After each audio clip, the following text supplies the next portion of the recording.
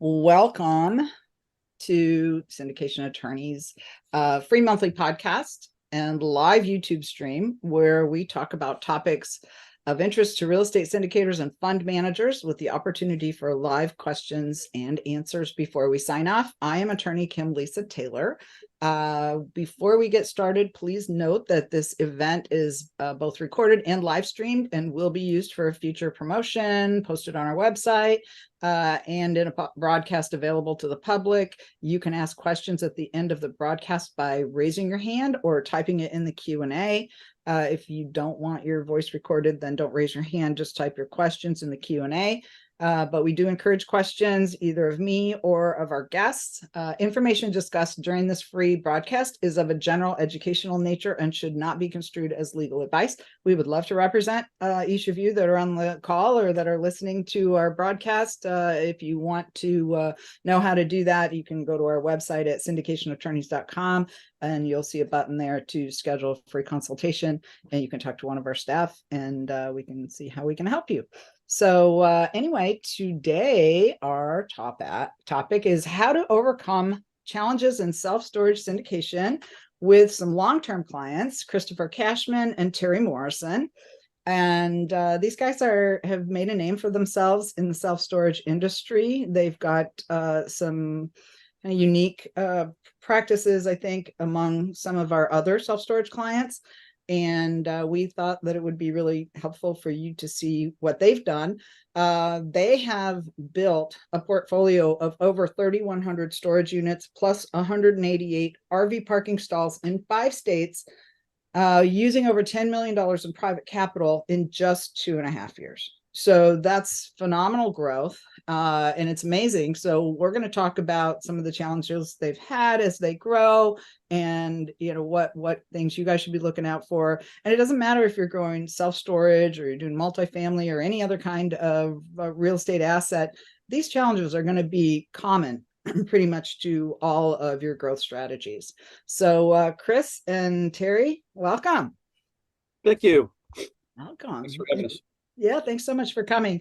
And so let's just tell, maybe one of you guys, you can both talk about your backgrounds, but yeah, Chris, go ahead and tell us a little bit about your background, how you got into this space, and why you think it's great.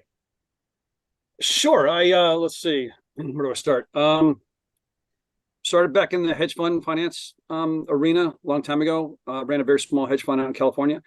And I was in real estate prior to that, much smaller stuff, single family stuff, lease options kind of stuff. And then got out of the hedge fund and I just couldn't grow it to the level where it was profitable. It was extremely fun. I love it, but just couldn't grow it to the level where it was profitable on our end. So got back into real estate. I read Dave Lindahl's book, the Yellow Emerging Markets book. And that's truly how I got back into the commercial real estate space. From there, I went to Jeannie, to everyone else were involved in the Lindahl group, and went through some medical office, some student housing, some multifamily, into some office, and then into some flex office. And then prior to COVID, I made a shift to self-storage and started researching it, went to some specific self-storage gurus, Mark Helms and AJ Osborne. And then just really, my eyes just opened up. Nothing wrong with multifamily. I still own some stuff in South Carolina and Texas and stuff. But it just was much more amazing than I thought. And by amazing, I just mean the simplicity, the expense ratios being so much healthier.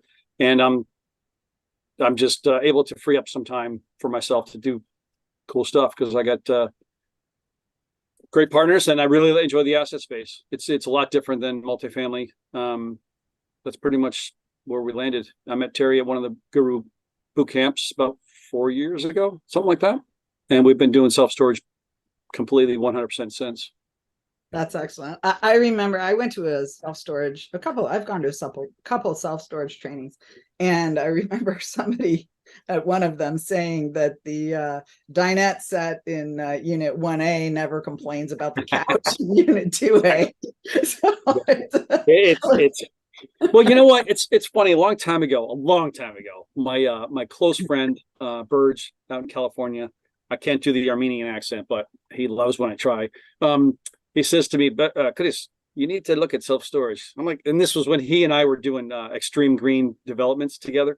I'm like, Birch, why would I ever, like, that's the craziest thing to me. I'll never forget it. Just sitting there, and he literally said it to me. And now we joke about it now, but I mean, it's just metal and slabs, and but it's just, I'm so passionate about the math and the just how you can drill down and make something amazing out of just simple, tenants coming in for $100, renting a 10 by 10. That's it. It's simple in one respect, but then it's not in the other respect. When you bring in dynamic pricing and value pricing and all the things that we do, the third party management ideas, and I get obsessed with the numbers, literally the expense ratio and how you can drill down on that and and move that needle. And like Dave teaches, just forced appreciation. It's a lot of fun. It's really a lot of fun. Well, I'm sure there's some unique challenges with things people do in self-storage. Absolutely. We'll talk about those in a little bit. But Terry, please introduce yourself and talk a little bit about your background and how you decided to hook up with Chris in this space. And yeah, why. you bet, Kim. Yeah, thanks for having me on. Hello, everybody. Terry Morrison. I'm based out of Salt Lake City, Utah. I have been a investor in the real estate space for about the past 12 years, primarily in the single family area. I was doing long-term, short-term rentals, doing some property management. Prior to that, for about 25 plus years, I was a sales executive selling enterprise software. And I really just got tired of doing that. I wanted to change. So I made the transition. I was an investor and I'd been doing that for many years. And I really like the business model of the self-storage asset class. I mean, everything Chris said is the same for me. Like the model. I like the resiliency of the asset class and up markets, down markets. It's a profitable, high demand, and in many parts of the country, depending on where you look, it's underserved. So I just saw a lot of opportunity there. I wanted to get into that. And as Chris said, I met him we went to like a week-long boot camp to just get a bunch of data about the industry. And we met there. That's how we got hooked up about a little over three and a half years ago or so. So since then, I've been, pretty much solely focused on the self-storage space with Chris, as his partner running our operation. That's excellent. And you guys have another partner and some support staff, or yeah, tell us about the other people on your team. We've got Ed with us from some stuff in the past, a lot of Lindahl stuff. I met Ed through Lindahl, as you know, and from there, he's kind of taken a little bit of a time off in a way, and Terry and I are moving forward. We've actually teamed up with Mark Helm on a couple projects, actually more than that now. We've got something in Utah with Mark. We've got some ground up development in Lexington, South Carolina, right here next to me in Columbia. And then we're also looking at a 76,000 square foot warehouse in Georgia that we're been putting in contract with Mark. So it's great having him on board. He's like a coach. I mean, he is a coach, and but he's not. He's a partner and a teammate. So it's great. We have a lot of fun together, and I think that's one of the strengths that we have is we just build great teams and move forward. We don't need Terry and I don't need Mark, but we want him because he's a great partner, teammate, coach to have on the deal, and he just brings a lot of value to the table. Yeah. So Kim, depending on the deal, we have three other partners besides me and Chris. As he said, there's Ed Babenko, there's Mark Helm. We have another guy named Craig Engelfried that joins us from time to time.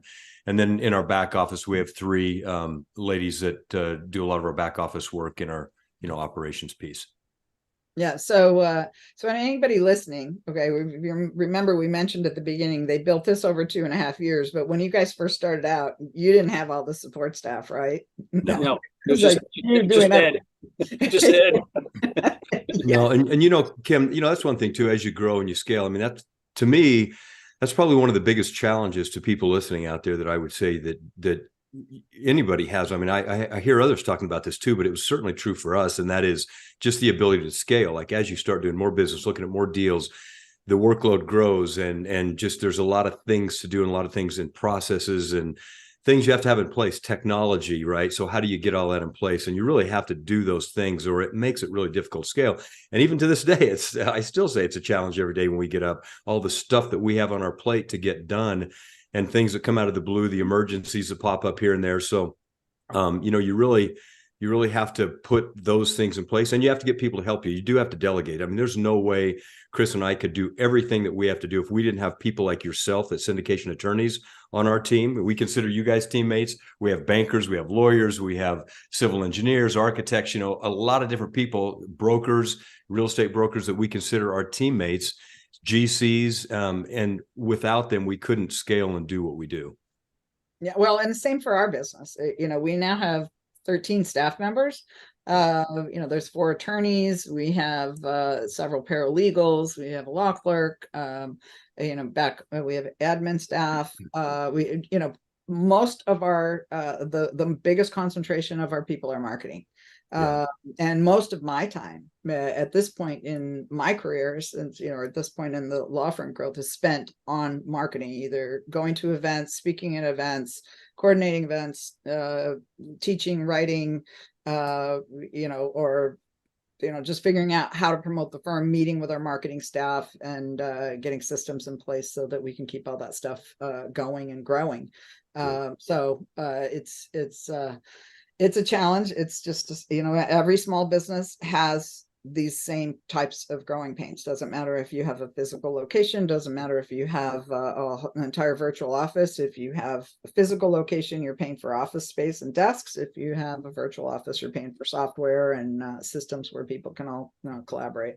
So it's, you know, there's think about this as you're not just a real estate investor anymore. You are a small business owner, and you are growing a business, and your business needs support staff and systems in place. And you know, Kim, as you know, being in the legal area, it's incredibly important to be organized and have your documentation and all that in place, right? Because everything we do every day is about documents, and somebody needs this or that.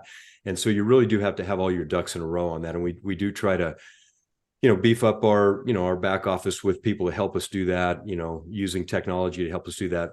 And you said on the advertising front, we run into the same exact thing. I mean, all the stuff you see us post out there on LinkedIn and our social media pages, I mean, we do some of that ourselves a little bit, but for the most part, we got people helping us with that. I do not have time to sit here all day and do videos and come up with, you know, cute little things to put on LinkedIn. I mean, I supply our marketing people with ideas and thoughts, and so does Chris. And then they take that, manifest it into something that is, you know, you can post it on the social site. So we do need help with that. I just don't have time to sit and do that all day. No, we've got a 20-something that does that for us. You know, you have to have people that understand that technology. In fact, we've got TikTok and Instagram accounts that I've never logged into. If I want to log into Facebook, I have to call her. How do I do this? Well, and Kim, one other thing that we've done I don't have anything to do with it, that I think is really helpful is, you know, we also run a GP/LP software platform, right? That really helps us keep all of our stuff in an organized form, and also the ability to present it to our investors and report information to them as we need to. So it just helps us with all that organization, compliance, and visibility to our investors. And we run a GP platform called Juniper Square. And I think that's a useful piece of technology that helps us with those processes. Yeah, and just for the people that are on the call that aren't familiar with those, so these are called investor management platforms. There's multiple ones out there. Juniper Square is one of the more robust ones. There's also AppFolio is a very robust one. There's some that are more maybe startup oriented. Cashflow Portal. We have some clients that love InvestNext. But I do encourage our clients to get involved with one of them. And usually if you decide you want to graduate up to a more robust one later on, you can always do that. But you've got to have a way to house all the information that you're gathering, that your team is gathering about investors, you know, characterizing which ones are accredited, which ones are not accredited, making sure that you've had all those suitability conversations, and then keeping track of who's in what deal. Right. And what information are we posting for those investors, and how are we disseminating that information to everybody at one time, whether it's tax information or status reports on a project, or offering documents, and it's better that you can house that in an investor management platform than trying to do it yourself on Dropbox or something like that, and then doing all that stuff manually. It just can become very cumbersome, and that's why these platforms arose, is because they saw the need, and they've been really adept at I think filling that need, and then also helping you keep your book, your distribution, your schedules of distribution, all the distributions that have been sent, and things like that in place. So when you do your accounting at the end of the year, it becomes a little bit easier, right? Yeah, that's a big advantage of it, Kim, is, pushing the K-1s out to all the investors and showing them that, hey, here's all the documents you need for tax purposes, reporting purposes. As I mentioned in my intro, I sold software, enterprise software, for 25 plus years. And I used to be on the other side of that equation. I was trying to get corporations to adopt and implement and use software packages to help them with workflows and different things. And I will say to the folks listening in, it's not an easy process. It really isn't. If you think you're going to go out and buy a piece of software and then just push the easy button, it really isn't that easy. You do have to invest some time. What I would recommend is you assign somebody or hire somebody, if you're not going to do it yourself, to be your champion, your black belt that runs that system for you. But what it also does is software packages force discipline, right? It forces you to have, as Kim said, you have to have all your stuff in line. It has to be in there. It has to add, and it has to balance on the columns. Everything has to be just where it needs to be. You can't just be nilly-willy about it. So it does force good discipline. So it is good. But I will say it's not, you don't just go out and buy it and magically it happens. You have to commit to it. You have to work on it, and everybody's got to be focused on it, because if you don't, it just the adoption fails, and you've got an expensive piece of software license that sits on your computer and you don't use it.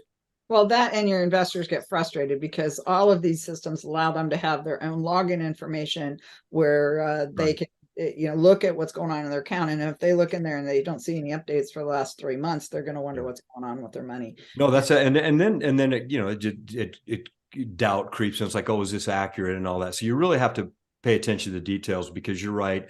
One of the things that we did, and I thought it was a good thing that we did, we got good feedback. We went out to a couple investors that we know really well, and we said, hey, we want you to be our secret shopper on this, right? We want you to dig through this, look at it, give us your feedback. How does this look to you? Can we improve it? What's confusing to you? What could we do better? And they gave us that feedback. Some of that we fed back to the software company, said, hey, why don't you report this way, or put this column here, or put this data there?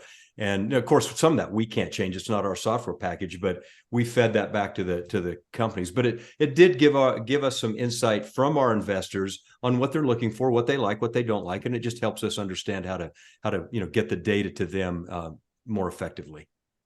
And we do have a scheduled podcast. Of course, it's not till March, with Perry Zhang of Cashflow, one of the founders of Cashflow Portal, and really looking forward to that, and talking about how he's seen it transform syndicators and their businesses and their fund managers, and really help them scale and grow. Because without that, you're trying to keep track of everything manually or on an Excel spreadsheet, or you're hiring third parties to do it for you, which is fine if you for a fund. Absolutely, I recommend a fund administrator. But for syndications, the more you can start getting that into an organized software system that's created specifically for that purpose, it's just going to help you feel more comfortable. It's going to give your investors more confidence in you. Well, Kim, think about it. If you've got one deal, you might be able to manage it. But if you start getting deal 2, deal 3, deal 4, deal 10, the volume of information data that you have, it starts to just, you get it crisscrossed in your mind. You forget where you put it. I mean, you really do have to buckle down and get those things in place, because you cannot manage 6, 7, 8, 9 properties and deals. And then you got new deals coming up that you're looking at. You can't do all that unless you've got some real, I guess, organization along the way. Well, and you have investors that invest in multiple deals with you, right? Right. How do you ever, and maybe they invest as a certain class of members in one deal and a different class of members in another deal. There's no way that you can keep all that straight in your mind when you have multiple. Well, and they love it too when they can log into their portal and they can see, oh, I'm invested in these 4 deals, and it lists them all out, shows exactly, just like you would in a bank statement or your stock portfolio, right? It's just like that. You're looking at it, you're seeing exactly what you've got there, how much you put in, all the information you want to see. So yeah, it makes it nice. Yeah, it's easy to without that, it's easy to like forget what you invested in. I mean, believe it or not, we have people that have done that, and we have people that have called us, clients that have called us and said, "Hey, we can't get a hold of somebody anymore. You know, what do we do? Their check keeps coming back, you know, because they passed away or they're in a nursing home or you know they're just not available." You know, so maybe having some of that stuff in place and you know we'll kind of help keep track of that. One of the things I do recommend, I'm starting to recommend to everybody just because of that situation, is that you get a kind of a next of kin. Who do we contact if we can't get a hold of you and your checks start getting returned? Get that from the investors up front in case you can't reach them, because that has happened a couple of times. In fact, I think it's happened to you guys, right? Yep. It has. Yeah. Many, no, not many, but a few times. The last one was a multifamily sale up in Lexington, Kentucky. It finally got successful and tracked them down using a private investigator, no doubt. Right. Yeah. And so But it definitely happens. It happens, and that's not at without least 5 cost. times. Yeah. And then what do you do? So if they can designate somebody up front that you're authorized to communicate with, at least to find out what happened to them, right? So then you can figure out what to do. Maybe you don't have to give them details about the investment, but still. But All you right, know, This is accounting too. We have one guy that's a professional gambler. He's always in Vegas. He's never home. We send him checks all the time. He never cashes them. And every check we send has that 90-day maturity thing. And oh, geez. it screws up our accounting all the time. So it's funny because it's like, oh, I know who it is. It's what's his name in Vegas. And he's like 40, but he's never home. He never cashes them. And we have to send them. That's what we do. So it's just, sometimes it's kind of funny the stories you get from these people. Yeah. But you know, Kim, a lot of those legal docs that everybody, the applications they fill out, you know, accredited investors, you know, investor forms that we get from your organization, right, that we have to have people fill out. We put all of that in our investors portal so they can go in and reference that if they need to. Usually you don't need to look at those ever again, but if you do, they're there and you can look that up. And then, you know, if that information that you referred to, next of kin, contact emergency numbers, all that kind of stuff, hopefully that would be there on those forms and we could dig it up. Right. Well, so let's talk about your business model. You guys have a little bit of a unique business model. You're not buying just existing stuff. You tell us how your model works. So it's a great question because we get a lot of people that bring us. We get a lot of deals from across the U.S., I guess you'd say, and a lot of folks, some really cool people that we want to help and do deals with, and they just can't find stuff. Terry and I find stuff all the time. Luckily for us, that's just a lot of groundwork, I guess, to get there. So one of the things that we tell people when they bring us the deals is our criteria: emerging markets, simple Lindahl 101 stuff, emerging market, population growth, jobs growth, some infrastructure ideas, similar to multifamily, but not so precise. We do have a lot of very successful properties that are out in the middle of nowhere. You would think, why did we ever buy that? Well, it's some of our top performers. So back to your question, we don't buy assets and then just hold them for cash flow. The cap rates are so compressed now. It's hard to get loans 7, 8, 9%. It's hard to pay investors anywhere from, 7 to 30 on the back end when you exit. So what we do is we only expand, convert, or ground up development, and it's usually expansion and conversion or combination thereof. We also have a target where we want to hit 60,000 square feet for the asset when we're done, so that a REIT will be salivating and teed up to purchase, or a private equity fund. So we kind of have an exit strategy before we know what property we're looking at. And Terry and I we focus on killing deals. That's really all not all we, when we see a new deal, we're like, all right, you want to kill this? You want me to? And we'll try really hard to kill it. And that's really what kills it. Is it expandable to 60,000? If no, get off the phone or get off the email string. Is it a conversion like the one I mentioned earlier? 76,000 square feet is just the building. So we'll be able to do all kinds of stuff on the outside. We'll bring that to 100,000 square feet. And then the jobs growth, that's just don't have that, you're swimming upstream. So we kind of lay all these little tiny things on top of each other to tee up. What we've had is just great success when we end up selling, or when we end up ending the construction or the expansion or the conversion and sitting on it for a refi or a cash flow. Does that make sense, or did I miss something, Terry? Terry will fill the holes when I miss stuff. I'll add a little bit to Terry's what on you mute. said, Chris. Yeah, I was on mute. Sorry about that. Thanks. I had to cough once, and so I had to mute it. I'll add a little bit to what Chris has to say. That we sometimes, in self-storage, the old adage is, oh, it's got to be right next to a freeway, and you got to be able to see it, and it's got to have this fantastic visibility, and that that's always helps. I'm not saying that's bad, but you don't have to buy self-storage assets that are necessarily exactly in those types of locations. People don't do the old drive-by anymore. I mean, think about you guys on the phone. How many of you have bought anything in the last 5 years where you drove by and like, oh, I got to go in there and buy that? No, you look it up on your phone, you look it up on your computer, then you go there. So your asset doesn't necessarily have to be on a perfect location to own it. So, we don't get hung up on that. But we do look at things like Chris said, we do feasibility studies to make sure that the demand is there for the asset in the area that we're buying in. And to Chris's point about jobs growth, that usually is a big driver of that. Apartments, growth of housing in the area, things like that really help as well. So we do look at that. We look at rent, square footage of rent per capita in the area. And, that tells you if you're oversupplied or undersupplied. So we look at a lot of those types of things. And like Chris said, our model is to expand. We don't just, there are a lot of levers in the value add model that you can look at. One lever is we raise rates, right? The other lever is we come in and we apply more efficient management. The other the lever is we apply technology. We do all that. I mean, that's kind of table stakes. But then we go beyond that and say, look, we want to expand it. We want to add square footage, but not just the same square footage. So we might go in and buy a standard a set of buildings that have 10 by 10 roll-up doors, exterior access, non-climate, right? But we come in and we add climate control, we add RV parking, we add covered RV parking, we even add some flex space sometimes. So we add different product types that have, honestly, those are almost every one of those are a higher rent per square foot than your standard, 10 by 10 non-climate storage building. So it's a little more profitable for us to do it that way. And it gives us cross-marketing when we're pushing this information out on our website to people that want to rent storage. They look at it and say, oh, look, geez, they have climate, they have non-climate. And sometimes you get different audiences. So you're not just relegated to one market niche, so to speak. You have people that need to park RVs, you need people that want climate control. So it helps us, I think, with our overall marketing strategy as well, Kim.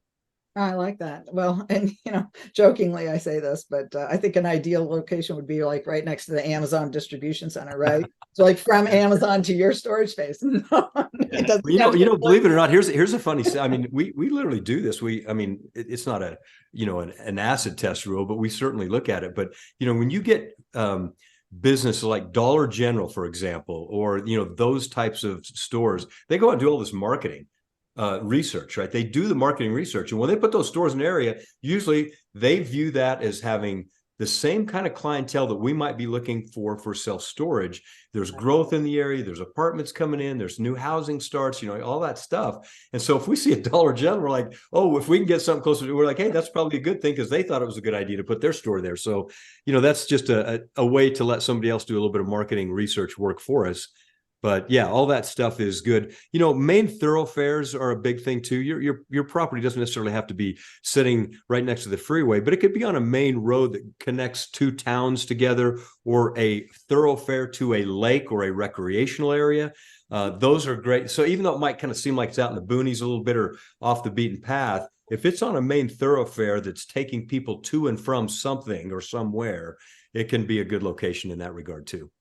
Well, that's great. And so you guys use professional management, right? So you'll buy the facility, you'll get it set up the way you want, and then you turn over the management to somebody else. Let's talk about that. Yeah, we use, Chris, I'll jump in if you don't mind. We use a company called Copper Storage Management. They're based out of Nashville. Most people in the storage industry would know them. They have been in the business a long time. Bill, Bob, and Brett Copper. It's a family business, but they've really ramped up and scaled. And they got a lot of people on their staff now. So they've went, much, much larger than they used to be years ago. But they do a great job for us. They run everything for us, on our digital marketing. They run our websites. They go in. So let me just kind of back up. When we take over a facility, the day we acquire and close on a business, Copper has people on site, at the location. They do an inventory, a walkthrough with the previous owner and a property manager that might have been there previously. They do the key turnover. They get all the codes, the websites, the phones, just that whole physical handover of the business. Then from there on out, they get everything into the computer. They get everything up on our website. They get it in our storage reporting software, and then we're off and running. So that happens literally over like a day or two period of time. And then from there on out, they pretty much run all of our pricing, our price increases, our SEO, our on-site marketing. They do our flags, our banners, all that kind of stuff that helps us, promote the property. So they do a fantastic, auctions. When people don't pay, you got to kick them out. They run the auction process for us. So 100% management of that property is done by them. Landscaping, fixing gates, fixing a door that's broken, cleaning out people when they move out, all that operational stuff they handle for us. Now we meet with them it seems like we talk to them probably weekly, but we have formal monthly meetings with Copper to go over all of our assets and do all that. So Chris and I kind of manage from the top level as asset managers, and we, give them feedback and input, and they do the same with us. And we really try to just build synergy and fix anything that we think needs fixed and improve the areas that we don't like. And they're a great partner to work with, and that model has worked very well for us. That's great. Well, and it sounds like amazing that you found them, right? Because I imagine there's some other management companies out there that you've tried in the past that, you just seem to have some synergy with this one that's working for you. Well, and Kim, the thing about Copper, they have a long heritage in the self-storage business as operators, right? They ran, own, and did this all themselves, and they were investors. So they've been on both sides of the coin. They understand this industry inside and out. So it's good to have a partner like that. They're not just coming in and trying to learn the business or hiring a bunch of new people to come in and do it for them. They really understand the bolts, the ins and outs, and the nuts and bolts of it. Well, that's amazing. All right. So what's your future plans for your business? Are you going to keep growing, keep buying more stuff, buying bigger stuff, more development? Yeah, we're definitely. Chris, why don't you take that and, tell them about the challenges that we do see in today's market, but yeah, go ahead. Yeah, our future plans have been slowed, if you will, because of the economy. So the main drivers of that are Terry and myself and Bernice, and we have structured something larger assets, and we're not against the smaller stuff that we can move out through the system quickly. We did LJ in 13 months. That wasn't our plan. I think our deck said 3 to 5 years. But it just so happened we got a non-solicited offer. It hit 30.02, something like that for the investor annualized. So we'll do that. But for the future, we're looking at larger stuff that we can have in the system longer for cash flow and not have so many properties to manage. It's hard though, because you're creating an engine that's like a massive vessel that's very slow to turn. It's very slow to slow down. So what do I mean by that? You have all these investors like, hey, where's the next deal? What's going on? What's going on? I haven't seen a deck in a while. And so you're being pushed by all these different forces. So it's not the easiest thing to just say, hey, Terry, I had an idea. Let's do this now. You can't just shift and pivot. I mean, you can, I suppose, but to make everybody happy, all of your people that rely on you, all your employees, and there's other employees too, Terry. I was thinking, well, we didn't, there's Julie, Bobby, and I was thinking Copper. We have a lot of assistants, and they're all strategic alliances, strategic partners in the sense of Bobby and for sure Copper. Back to that other thought about it's not just Terry and me. There's a lot of people that do a lot of stuff for us. But to that question, we're looking at the simple answer is less deals, larger deals. So, and then moving into more cash flow. We've been trying to sell some stuff. We had a lot of stuff in contract that might have fallen out because of the raise on the other side of the buy side, which is fine. They're really solid performing assets, so we're fine holding them. But at the same time, we want to move some of the investors into the newer deals that we have. And we've been lucky too. We just recently dropped the cum pref 8 down to non-cumulative pref 7. Kim, I've got to correct Chris on that. Always we'll be up to our eyeballs in lawyers, civil engineers, and bankers. And then Chris calls me, Terry, we got to underwrite this deal. It just came across my desk. And he does that every week. And I'm like, Chris, we don't have time to do that right now. That's your fault. That's because you know what? We get these. So these deals come from literally sellers of assets. And I'm up in North Georgia a lot. I'm on the ground a lot. So I go to North Georgia a lot. I go to South Georgia a lot. We've got lots of assets in each area. And you just get these random calls. Hey, I got this lady. She's 90 and she hired some guy to build all this self-storage. And long story short, she wants to sell it for, she doesn't care what. She's got all the metal on site, and it's just weird stuff. Yeah. And then the one that I mentioned, 76,000 square feet, it's from a friend of a banker. But then we turned him from a banker to kind of a friend. And all of a sudden, through that relationship, this guy says, hey, I've got this huge warehouse. I used to do cotton, and it's downtown. Do you want it? We're like, yeah. So well, Kim, when we first started, I mean, literally, I was pounding the phones for the first 9 months. I was talking to brokers every, day. I mean, that's all I did was talk to brokers, chasing deals, looking for deals. But then once they know you're in the business and you build up a little bit of momentum, you've got some track record, as Chris said, then now we've kind of gotten it where deals are starting to come our way, right? We don't necessarily have to go out and chase them, whether it's from they're off market attorneys, off market side, attorneys, brokers, bankers, GCs, the suppliers, the guys that we use in the field that do all of our work. They'll say, hey, got a buddy of mine that he's got a place that he wants to sell it, we get those kind of things. So the sources of where that comes from can be anywhere and everywhere. And it's good because you always want to see that. But I will say it does take some time to wade through the deals to figure out the ones you want to look at. And you do have to take the time to do that, because if you don't, then they won't bring you the next one because they don't think you're interested. So, it's kind of it's one of those things you just have to deal with it because it's a good thing, but it also takes a little bit of time sometimes to wade through those deals when they come across your desk. Well, let's take a little commercial break here for just a second. I just want to before we go, I want to give credit to Dave for that, because that's a lot of that stuff is just what Dave. It's Dave 101 all the time. He says, "Do what you say you're going to do. Be fun and easy to work with." And when Terry and I do that, our sellers and we get deals, and we have probably 4 sellers that are now our GCs on construction sites. Wow, and again, it's just simple Lindo 101 type stuff. So I got to give credit where credit's due. Well, and I think what you guys told me when we were doing our pre-interview is you said we buy things that are broken, empty, and no income, right? But that's where the value is, right? That's where you can really add the value. Absolutely. It's like the single family home house flipper that looks for the most beat up, junkiest house in the neighborhood because that's the one they can do the most improvement to. Right.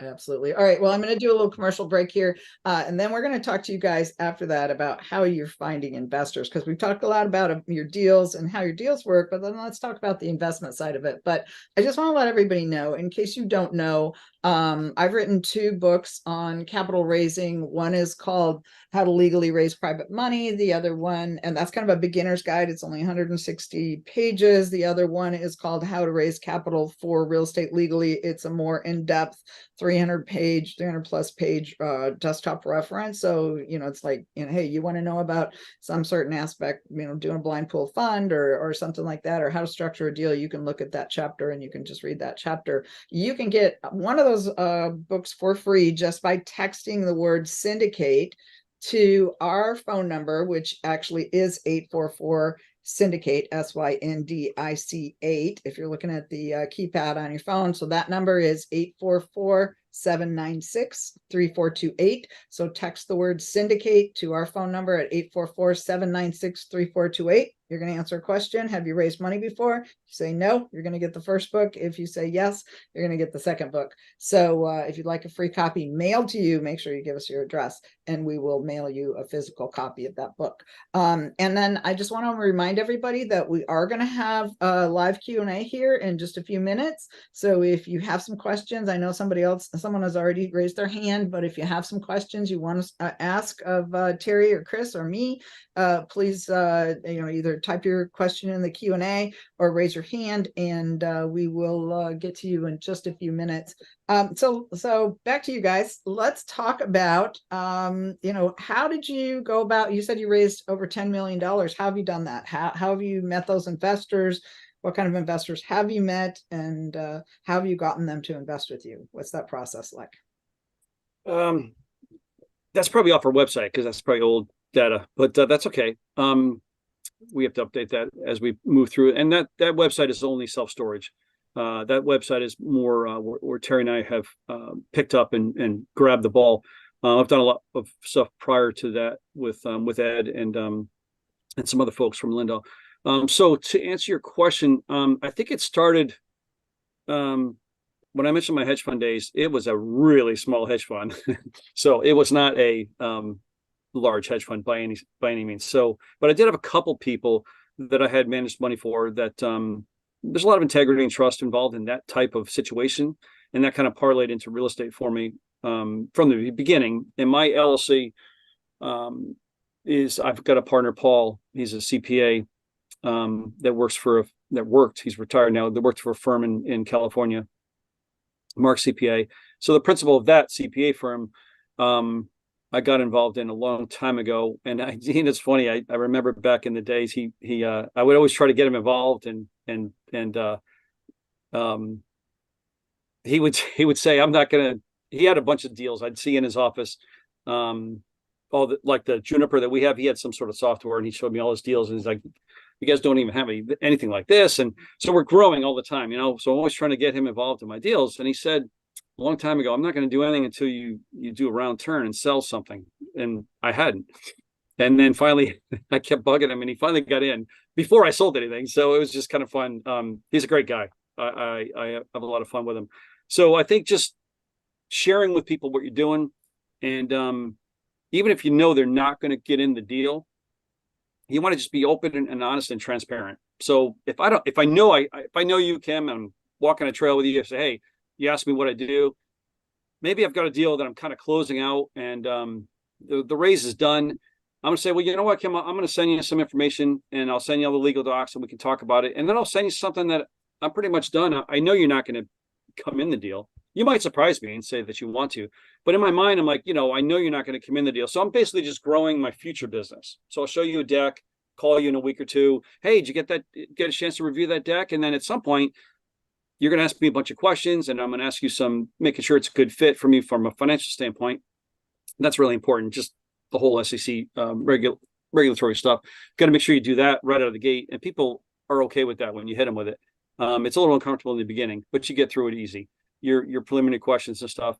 And then if in fact you said, oh my gosh, I think I might want to do that. Me and my husband are thinking about it. I was like, well, you know what? That's actually full, but I will put you on the list for decks going forward. And I'm just building my database. And that's really what we want to do, is experience what I do. You read through the entire deck. You had 7 questions. I answered them all. That's full. I do have a couple deals coming up in the future, and I will be able to send you a deck. So I'm not really answering your specific question. So let me get back to that. Mostly referral. And, it starts out with the family and friends thing, but I don't like that. I wouldn't recommend that. It's the hardest stuff because you're constantly dripping. And if you're brand new, I don't want your brother in your first deal.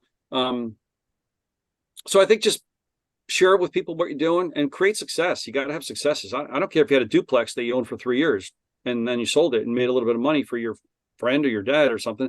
That's a success story. So it's about business. It's simple stuff, but I know it's hard because I've been doing this for a long time and it was not easy. It's never easy. And the bigger the deals, sleepless nights. So I'm not going to lie. It's tough. It's a tough gig. And when the market turns like it has, it can be really tough. Terry and I are successful because of a couple of basic things. We're always here. We're always answering the phone. Communication is huge. All of our investors know that. They're texting me now for the next deal. And you respond to them, and you can slow down as you get, I'm not answering the phone on the weekends anymore. So I'm not 24/7. I really never was. I'm in the trail. You've got to set limits. Yeah. I'm in the trail more than the desk, but I think communication and just doing what you say, again, Dave stuff, do what you say you're going to do. When you write the decks, don't say, this thing's amazing. It's not amazing. It's a business opportunity. This is what we're going to do. We plan on doing this. We plan on doing this. Don't blow it up. Don't inflate it. Give yourself a little bit of a cushion. Our decks say 18, 20%, and we've all but one far surpassed that. So that helps when you outperform and exceed people's expectations. I mentioned LJ. only because it's history. The deck said, I don't know what it said, 3 to 4 years, 20%. It was 13 months and 30%. So when you do that, those investors stay. I can't think of more than I can't think of any investors that have basically walked away. They continue to roll and stay with us and look for the next opportunity. I would just add to what Chris said too. I mean, you can't be a secret agent, right? You have to tell people what you do. You have to explain to them what that looks like, share the data with them. And I think on the data side too, we do put together professional looking investor presentation decks, and those just, I think, give you credibility that you have all your ducks in a row, that you know what you're doing. And it goes to the stuff that you tell us about as our syndication attorney, that, it has to fit in all these boxes and it has to be properly presented. And so we try to comply with all that.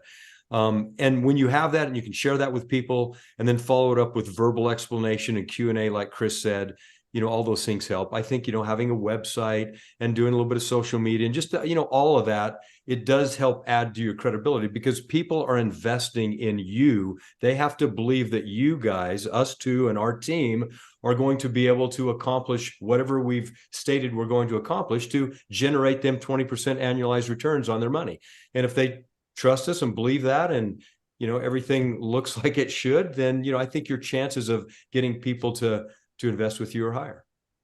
Well, all right. So thank you guys for that. I think that's just critically important. What I heard Chris saying is he talks to a lot of people and he follows up. And I will tell you, that's what most people don't do. That's right. People that don't have investors, they don't talk to anybody and they don't follow up. So, we're actually forcing people. We have a mastermind that's available to every single one of our clients. We do it every Wednesday at noon Eastern time. It's either conducted by me or our other securities attorney, Mola Bosland. And we're getting all of our mastermind attendees to read this book, The 2-Hour Cocktail Party, and start mastering these skills. And this is a formula for creating 2-hour cocktail parties where you can network and just increase your circle of friends, increase your network. That doesn't have to all be investors. It's just interesting people, because you don't know who knows somebody else and who's going to lead you to someone else. Yep. And it's just going to get you comfortable talking to groups, leading groups, and getting people to talk about themselves. And all of that is going to serve you very, very well as you go on and start building your database of investors. Chris has mentioned the trail a couple times. I want to tell you guys a little interesting tidbit about Chris.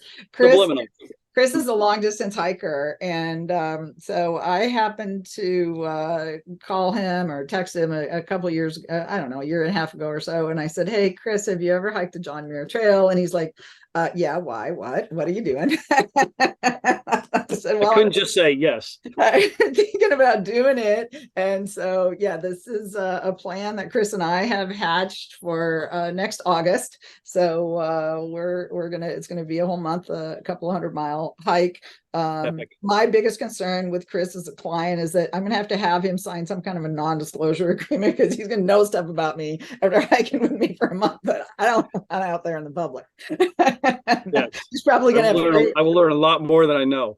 Yeah, he's probably going to have free legal services from then on, because we'll have blackmail stuff. I don't know how this is going to go, but either way, I think it's going to be great fun. Super excited about it, and it's a big plan. And I'm actually thinking about a way to turn it into kind of a fundraising activity where get people to pledge miles and then donate it to a worthy cause. So that'd be awesome. Thinking about that. Yeah, that will be something that I can think about while I'm crying on the trail, right? Like, I have to keep going. That'll make us finish. Yes, that's right. A lot of people don't finish. I met a lot of people on the trail that were bailing, and some were valid injuries and stuff like that. But it's an epic trail. I can't wait.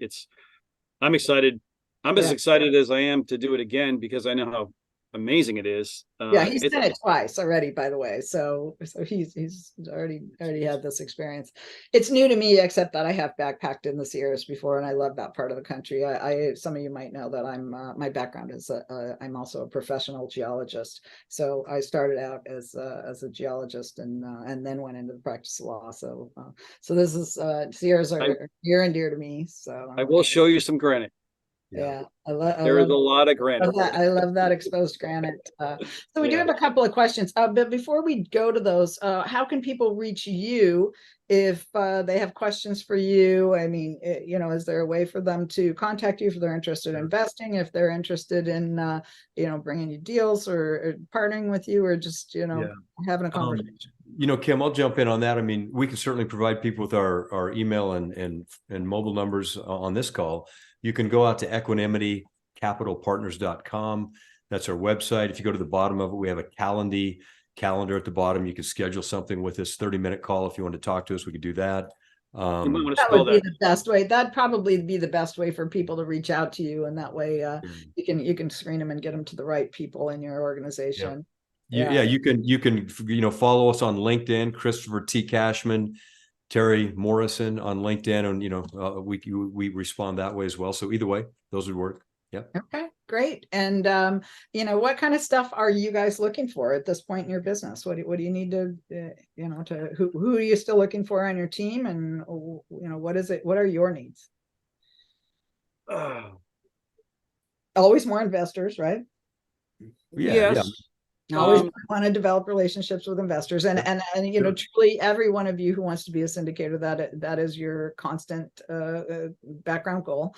Always making relationships. Well, and Kim, I just want to stress to people, that the investors are the engine that make all this work. There's a lot of moving parts, right? But they really are. Chris and I were on a call. We were looking at a deal with a couple of folks the other day in Alabama. They wanted our opinion on it and wanted us to come in and chime in on it, so we did. And they were raising a certain amount of money, which was like 3 weeks out before they closed, and they had only raised $50,000, and I think they needed, what was it, Chris? 750, 800,000. I think it was 1.1 or 1.2. Oh, was it one? Yeah. So anyway, they had to get $1 million. They were at 50. And again, we looked at that one. We felt bad for them because they may or may not make that. And so my point is that, yes, it is absolutely critical to have investors, because if you don't, the deals will not happen. So, I mean, that's just pretty much common sense, but I can't overstate that enough. So yes, absolutely. Yeah. You're constantly, you have two facets to any syndication business. And one of them is finding deals and learning how to operate your company and to manage the deals and manage the property managers and all of that. But the other side is talking to, managing, and cultivating relationships with investors, keeping them informed. So, you really need people with skill sets on both sides of that to make a successful syndication business. So if you're thinking about this and going, oh, I don't like talking to people, well, then you're the person that should be doing the underwriting, and you need to be getting somebody else in there in your team who's going to talk to the brokers, talk to the investors. You want somebody who likes to talk, likes to be on the phone, likes to be in communications. You've got to have that. So, look for people with complementary skill sets. Like it sounds like that's what you guys have. Yeah. And one thing I'll say too, Kim, some folks will come at these self-storage business with the idea that they're going to try to do everything themselves, right? That they're going to self-fund these deals. And that's an okay model. I will just say that, unless you're a very wealthy individual, you will run out of money very quickly. You won't be able to scale, right? So sometimes people, they think, oh, I want to buy a storage facility. It's like, well, yeah, but do you want to buy one or do you want to buy five? What's your real strategy here? If you want to buy more, you're probably going to have partners, investors, syndications, because again, unless you have very deep pockets, you're probably not going to be able to fund very many of them yourselves. And I will say too, one of the challenges that we run into today is the banking environment. The terms that we're getting for banking is tougher. They make you put up more money, more capital down, so you can't leverage them as much. You actually need more money these days than you did a year or two ago. So those are big deals that we have to deal with. All right. So we do have a question. When expanding a facility, do you ever bring in prefab units? Yes, we do. So we we do a lot of construction, you know, concrete and steel. We do a lot of that. But there are situations where we use these prefab mobile units that you can put in place very quickly. Now, the advantage of them, you can buy them, you can get them on site, you can get them installed in a fraction of the time that it takes to go through all the other stuff. We don't do those exclusively. Typically, the reason why is because sometimes banks will not loan on that product. So if you went to a bank and said, I'm going to put in a bunch of these mobile units, I'm going to put in 12,000 square feet, the bank would say, well, that's great, but I'm not going to loan you the money for those because they're mobile. That's one concern. So, and then the other concern is, just making sure that I guess that you can do it on the property, that there are no regulations to keep you from doing it. Where we typically like to use those, Kim, is in nooks and crannies and areas of the property where maybe it doesn't make sense to build a building, or it's too small. You can only put 4 of them here. So you use them as fillers. But the thing is, when you look around your property and all your little perimeters, your nooks and crannies, sometimes you can get another 3, 4, 5,000 square feet of storage in nooks and crannies that you didn't even think about, right? And those lease up just as well as your other ones do. They look really good. They're a nice steel metal building, and they look really good, and there's nothing wrong with them. And we use them for that. So, speed, when you need nooks and crannies, and just expansion areas, those work fantastic. But again, you got to be careful because, like I said, the lending thing is an issue. And sometimes we got a call from our broker the other day. We were going to put a bunch of them on this site in South Carolina, and he said the city changed their codes. They will not allow that anymore. So, if we had tried to do that, we might have been in trouble later because, if we were going to sell it in the due diligence period, it might have jumped up that, hey, we can't, these are illegal on this property. So, yeah. Gotta cross all your T's and yes, long-winded answer to yes, we love those. They're great in certain situations, but we don't go out and say, hey, we've got 2 acres on the back end of this property. We're going to put 100% box wells. It's one of the products that we like the best is called Boxwell. And that's the ones that we typically have used, but we're not going to put 100% box wells on a 2-acre expansion plot of land. All right. Well, we did have one other question, and that is, please repeat the text number. So the text number, that if you want to get a copy of one of the books I've written, you can do that either at our website. So you can go to syndicationattorneys.com and then look in the menu for the free book tab.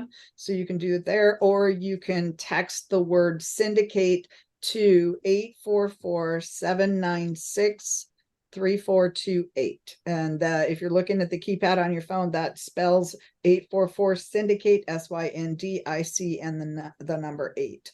844-796-3428. Well, you guys have been super gracious with all of your knowledge. I'm impressed with what you've done.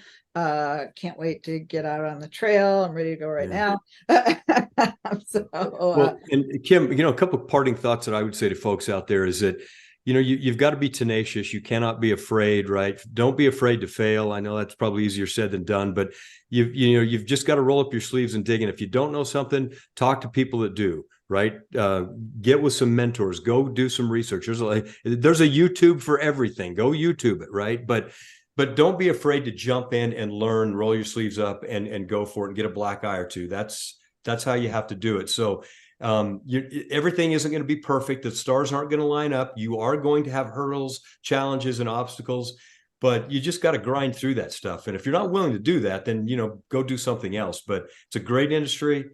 There's a lot of opportunity, but you do have to put in the time and, get your head knocked around a little bit to get to the end of the path. Well, thank you so much for being great guests, and we'll be talking to you guys soon. Okay. Thanks a lot.